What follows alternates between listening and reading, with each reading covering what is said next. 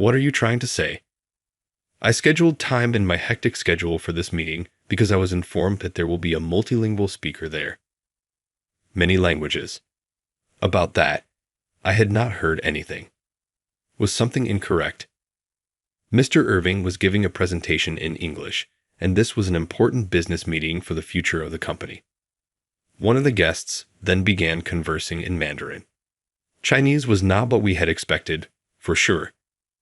Is that false information? Wouldn't you stop at nothing to arrange this meeting? It's a trust issue here. There's been a misunderstanding. I was panicking much like Mr. Irving. I had to express myself. I got to my feet and spoke louder. Wait a moment. I'll respond. Naturally, everyone in the room looked at me. Now there was no going back. The greatest moan of my life began with this. My name is George. I'm 23 years old and looking for work right now. My health was destroyed by the corporation I worked for as a recent graduate, which put profit ahead of the welfare of its employees. I was forced to leave. I was raised in a single-parent home and began working immediately after high school since I couldn't afford to attend college.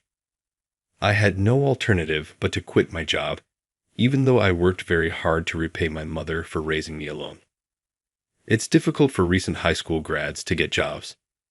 If I were by myself, I wouldn't give a damn about the work, but I want to help this person. Today I had another interview, but they looked at me skeptically when I mentioned my academic background and past health problems. I sighed as I opened my planner and saw all of the interview appointments. I need to start working shortly. Encouraging my mother's life appeared like a far-off dream. As I got off at the station in the downtown area, I saw someone leaning against one of the building walls. Did the individual feel ill? Some passed by, but none stopped to provide assistance. My mother always told me to be a compassionate person who lends a helping hand to people who are in need. I immediately knelt down by the person. Do you feel sick at all? Do I need to dial an ambulance? Sweat was trickling down her temples as she clasped a handkerchief to her mouth. I was shocked to see how stunning the woman was. She was only a little older than I was. She was most likely at work because she was dressed in a suit. She squinted her eyes and peered back at me. Yes, I'm fine. Just a little dizzy. You don't appear well. Come sit with me on that bench. Are you able to move? In the station square, I assisted her in finding a bench. I gave her a bottle of water that I had purchased from a nearby vending machine. Are you sure you don't need an ambulance? Yes, this happens often, so I'll be fine after a little rest. Is this a common occurrence? This is not the way you should be working outside. What happens if anything major occurs? Kindly look after yourself more. I quickly felt bad for saying that in a hurry. I used to tell my mother, take care of yourself. She put her own health last while working nonstop for me. She used to add, I want to make sure you have plenty to eat, despite the fact that her anemia and overwork usually left her immobile. My mother is the most important person in my life, so I wouldn't be content even if we could afford to eat nicely every day. That's the reason I detested those who overexerted themselves. Well, I guess I can't really talk since I wrecked my own health at my last job. The woman, who appeared much better, laughed and said, I never expected to be lectured. I'm sorry for being rude. Crude? I take it you were concerned about me. I'm grateful. And for also supporting me. No, I'm just glad you're feeling better. My recruitment bag, which I had sloppily set down at the end of the bench, fell down at that very moment. I had taken out my wallet and hadn't closed it properly, so the contents spilt out. There were documents strewn all over the woman's feet, and she began to gather them up with her soft hands. Oh, I'm sorry for making you pick those up. It's all right. Oh. She turned to face me after seemingly noticing something on the documents. Are you job hunting? Yes. Well, more like I'm looking for a new job. Are you serious? You appear very youthful. I mistook you for a college attendee. Although I only have a high school diploma, that would be my age. My former employer was unethical. I discovered that I was narrating my life narrative to an unfamiliar person. I paused when I realized I was speaking to someone who had been feeling under the weather. "Oh, I apologize. This doesn't need to be heard," simply said. "Forget it." The woman, who was now considerably better, said, "Hey," got up, and grasped my shoulder. Then she said something that caught me off guard. "Why don't you come work for my company?" What? A few days later, I found myself in front of a highly visible office building. I called from the designated floor as I nervously went through the automated doors. "Hello, this is Irving." "Greetings, this is George. I just got here." "I appreciate you calling. I'll come pick you up." Soon afterward, the woman from the previous day emerged from behind the front desk. Ashley Irving is her name. I'm standing in front of the president of the hotel management firm, which is her.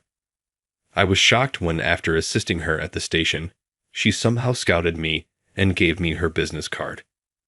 Hotel management is a specialty of the Irving Group. They used to manage business hotels, but these days they serve a variety of customers, including both domestic and foreign travelers. Why would they be interested in me? Too wonderful to be true, it seemed.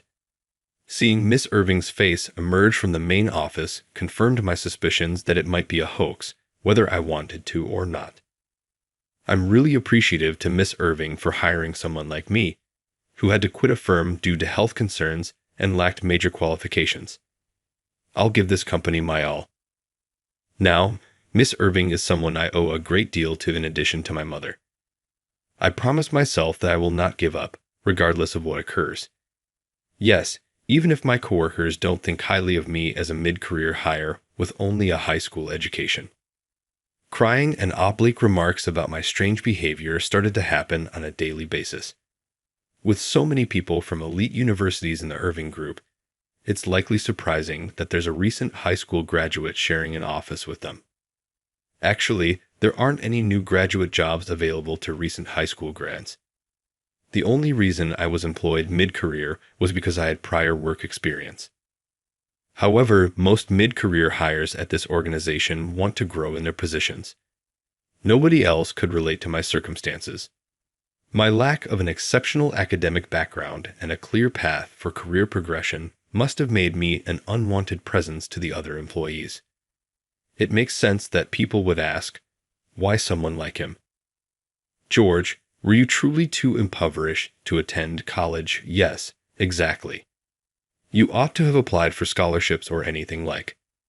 "I was eager to get to work as soon as possible." "That much. For your parents to subject you to that, they must be awful." When they spoke of my mother, I felt a wave of rage, but I knew better than to yell. They could only say that since they knew nothing about my mother. I'd reminded myself not to be bothered by it. Unlike my prior employer, this one didn't overwork its employees beyond laws or deny them time off, even if I was ridiculed every day. I had a lot of luck. I couldn't afford to give up because those around me couldn't understand me. Yet, employing a recent high school graduate when the business is highly valuable. How is M. Irving feeling? Well, she's only the president for now. I'd inclined my head, bewildered at the contempt shown by my senior colleagues. "Well, by transitory, what do you mean? Have you not heard?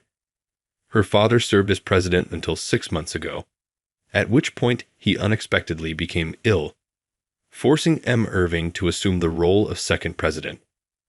"I see. She hasn't developed into a fully fledged professional and is still learning how to manage the business. How soon will she be removed?"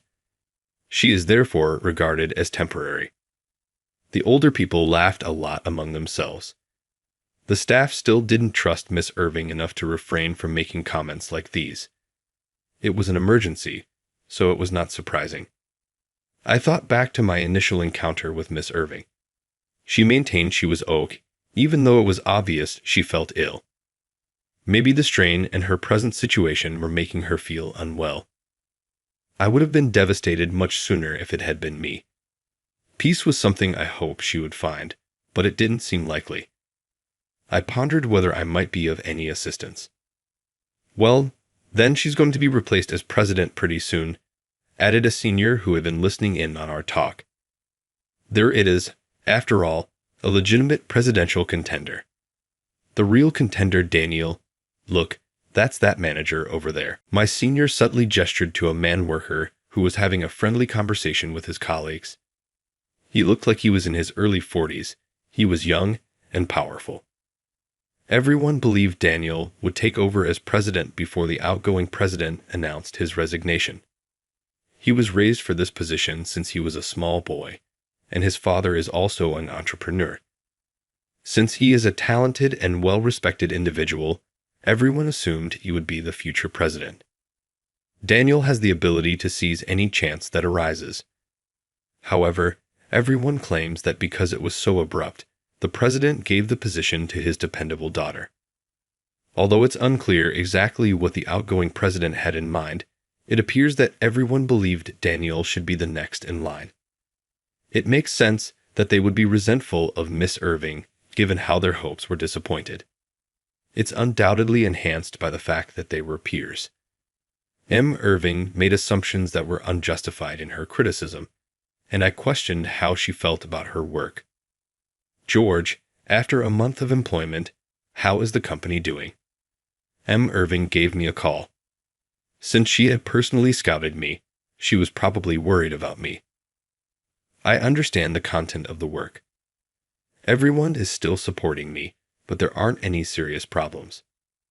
I didn't tell her that I actually have interpersonal issues so as not to concern her unnecessarily. I did not want to increase her anxiety. I'm glad to hear that. We frequently work with clients from other countries, so I was concerned about the English part. Since I've been learning English, there isn't much of a problem right now. That's helpful to know. I was worried because I found English to be difficult as well. I've always been pushed to learn languages by my mother. It will be crucial in the future, she remarked. It sounds like your mother is an amazing woman.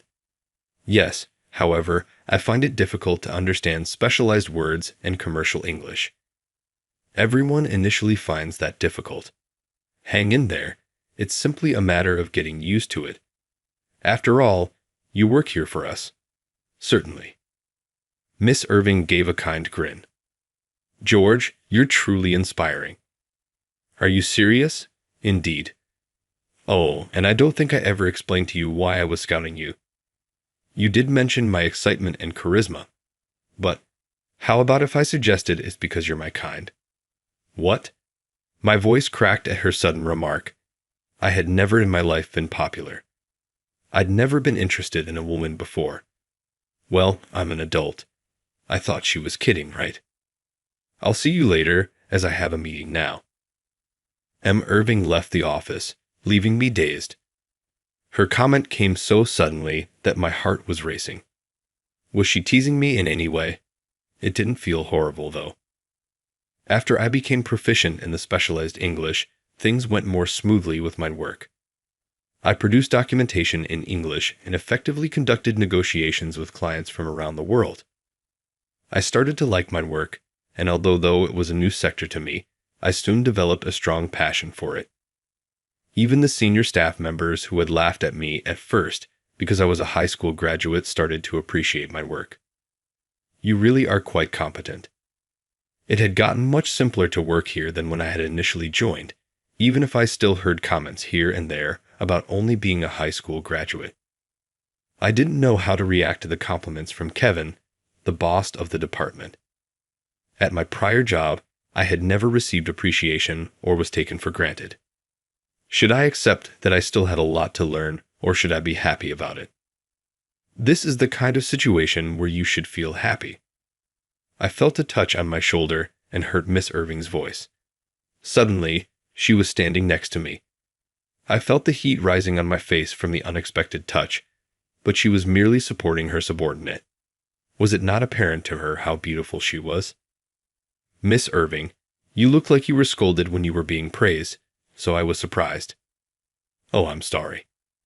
You should cease apologizing so easily. You did not act improperly. Yes, thank you. I bowed to Miss Irving and to Kevin. Kevin looked between Miss Irving and me while he scratched his cheek. To be honest, I had no idea what to anticipate when you initially joined, but it turns out that my concerns were unfounded. I seem to have a decent sense of who I want to be around. Having worked for the company longer than Miss Irving, Kevin said, "Indeed you do," with a laugh. Their roles had been changed. He was now her superior. It was awkward, he told me once, but she appeared to be growing accustomed to it. I felt a keen look coming at me as I watched the two of them. I glanced over to see Daniel staring at us. Daniel used to be thought of as the next president, I recalled. I was curious to know his thoughts on it. Did he really want to be president, or was he just indifferent? Well, I shouldn't have been worried about it. It was already chosen who will be the current president.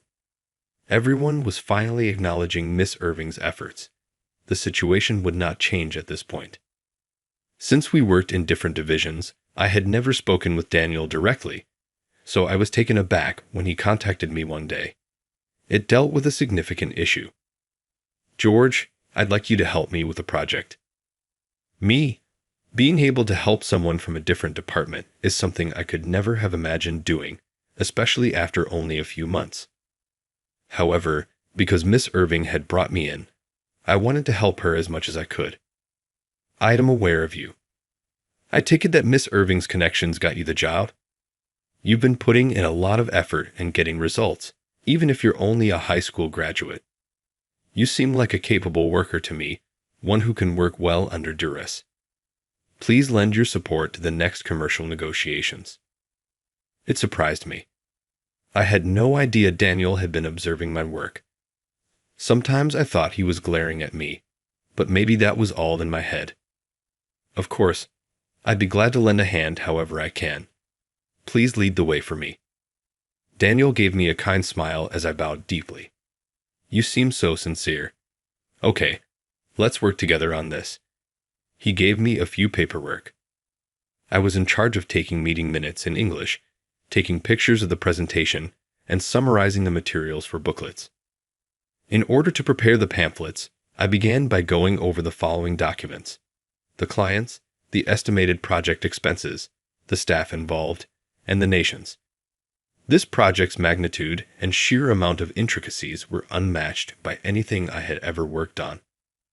I was so anxious about getting ready for this. Miss Irving was at the meeting in addition to Daniel and me. Miss Irving was the company's face, and she needed to be present even if Daniel would be in charge of the discussions. The significance of this meeting just made me feel more anxious. On the other hand, it was a fantastic chance to directly support Miss Irving's work. I painstakingly rewrote the booklets several times, getting input from various staff members until they were flawless. The meeting day finally arrived. I was waiting outside the client's office when Miss Irving and Daniel showed up. Daniel, though, appeared awfully ill. His forehead was furrowed, his face was pallid, and he appeared shaky on his feet. "How are you doing, Daniel?" "What's wrong, Daniel?" "To be honest, I've been experiencing vertigo and chills since this morning. However, I don't have a temperature." "That is very grave. It would have been better if you had called. It's my negotiation, so I couldn't miss it. I'm not going to allow you to lead in this situation. I will carry out the bargaining. You ought to get some rest." "I'm sorry."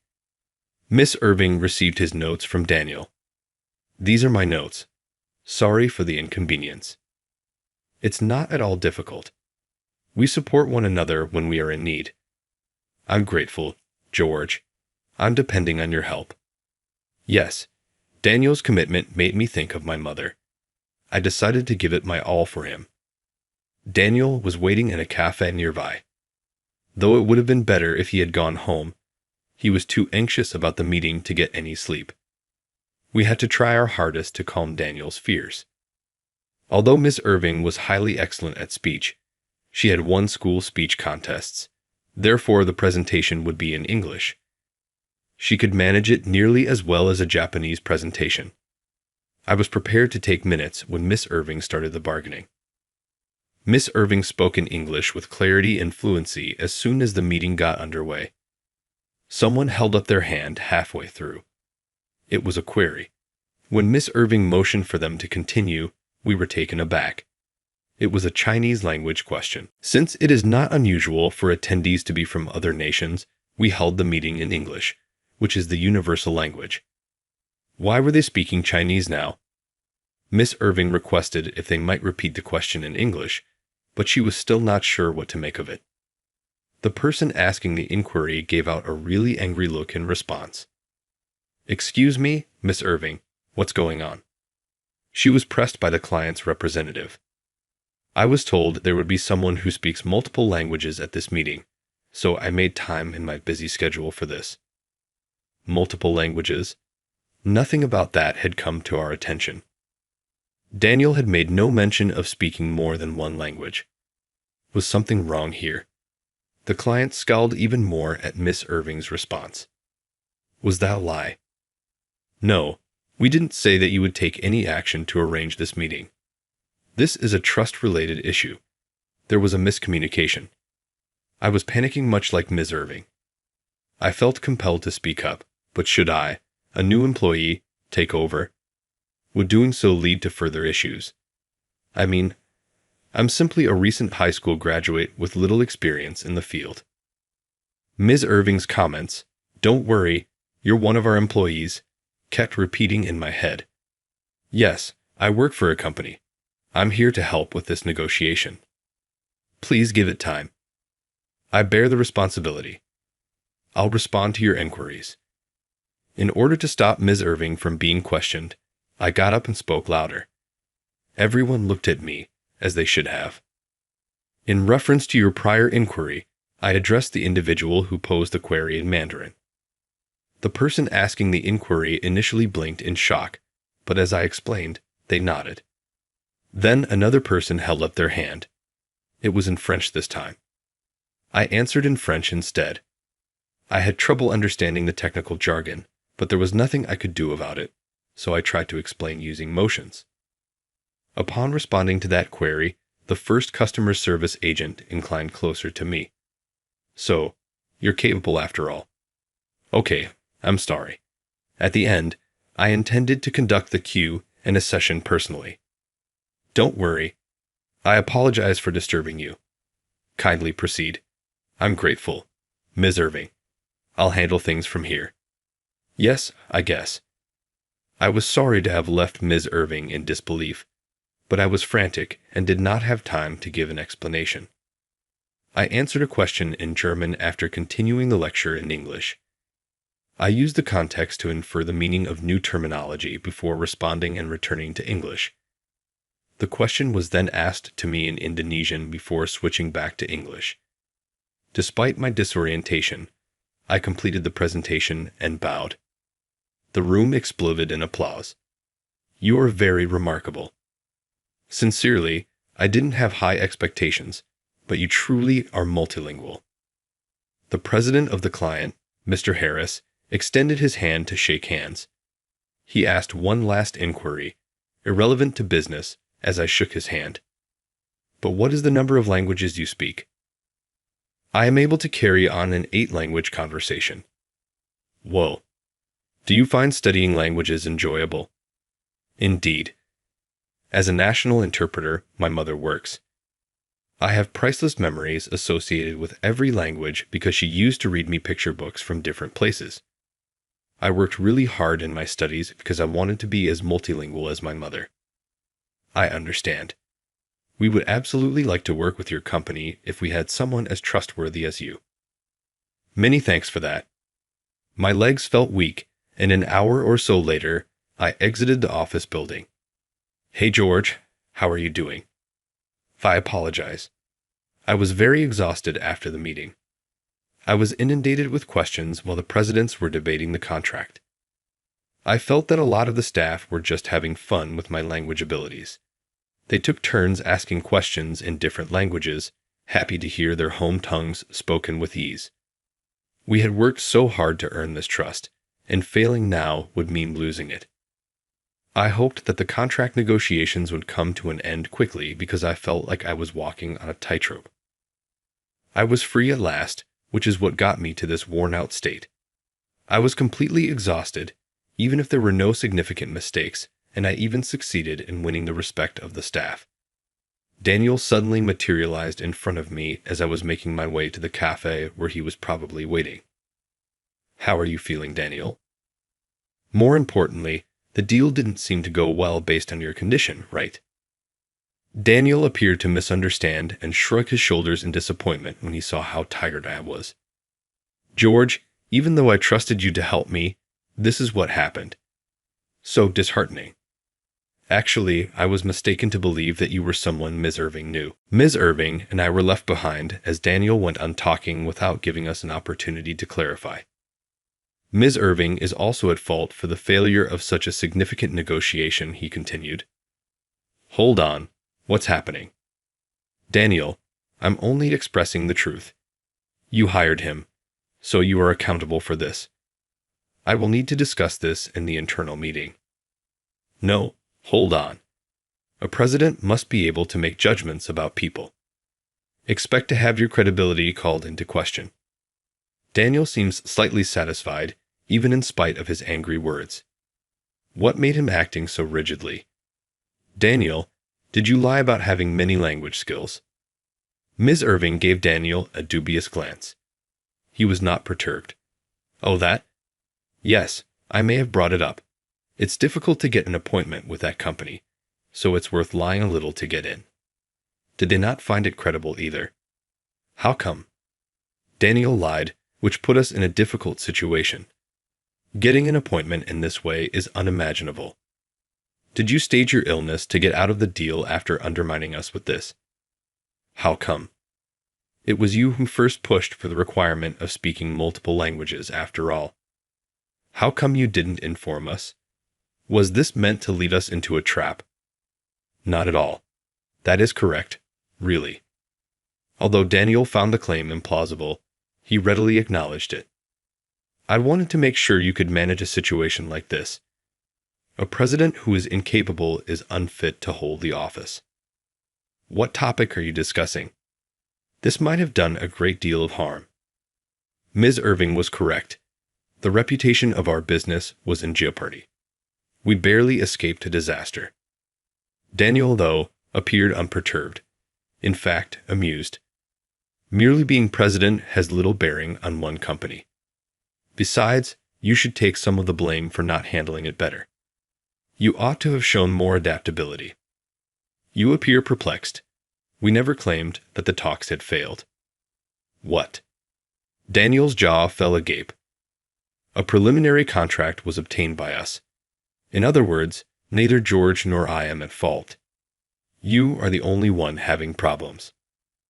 What topic are you discussing? That isn't feasible. You are welcome to verify for yourself if you do not believe me. In any case, the meeting will receive a report on your actions today, so be ready. Let's go." Miss Irving grabbed my arm without noticing Daniel remained motionless. I walked away from the scene. It was confirmed the next day that the negotiations were successful and that we had won a sizable contract. Daniel's activities were also discussed at the same time. Subsequent analysis showed that Daniel had been undermining his colleagues' efforts and then claiming credit for resolving the problems. Even though he was capable from the beginning, he had turned to sabotage others in order to obtain greater attention. When M. Irving was named president, he was certain that he was the legitimate heir to the office. He used devious methods to get retribution. Daniel was fired after his wrongdoings were revealed. He tried to resist even in his last minutes, but Miss Irving spoke to him sternly. "I now see why my father picked me over you. You were capable, but you couldn't value people," he would always say. He believed you were not prepared to serve as president. The outgoing president had recognized Daniel's duplicity.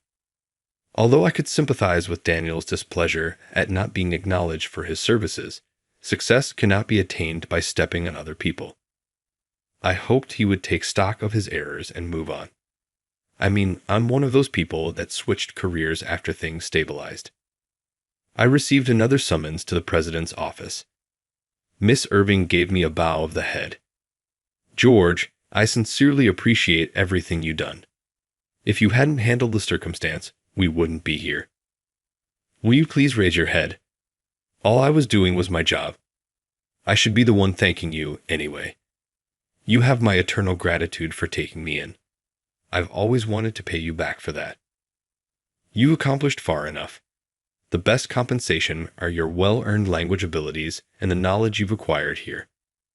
You've come a long way in a short amount of time, and your work is really admirable. I graduated from high school, as you are aware, and my family wasn't very wealthy. I've sadly discovered that life isn't fair, but I've also come to understand that you can improve your lot in life if you put in enough work. I've been working hard for myself, that's all. You're very admirable, so different from me. Miss Irving smiled sadly. What topic are you discussing? Despite receiving a surprising presidential appointment, you have been putting in a lot of work to improve this organization. No, I'm not deserving of such recognition.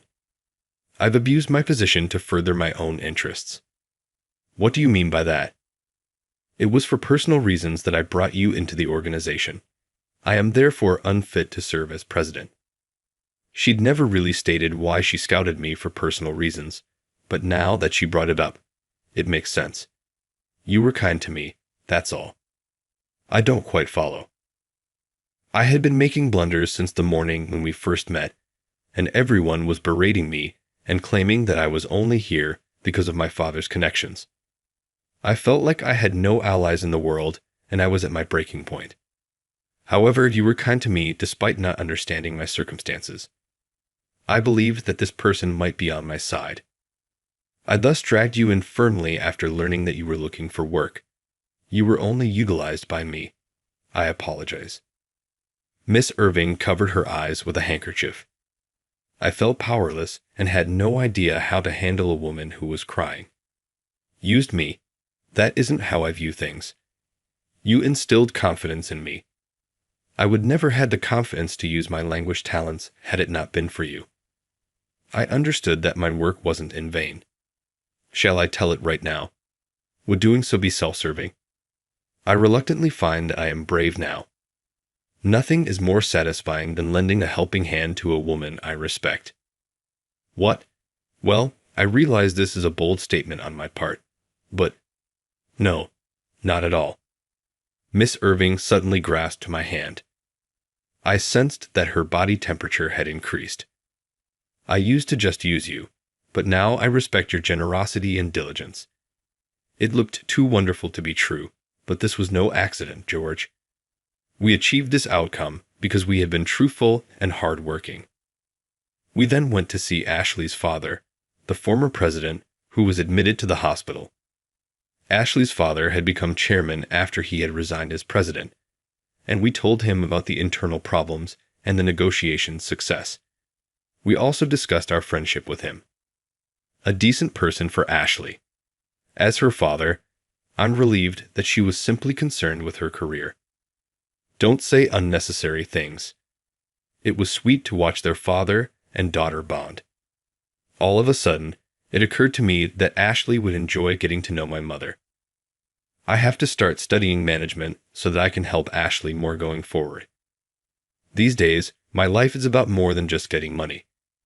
I consider myself lucky to have the ability to improve my quality of life. It's been said that learning is a lifelong journey. Nothing that is learned is ever wasted. I wish to continue studying a great deal of things in light of that lesson.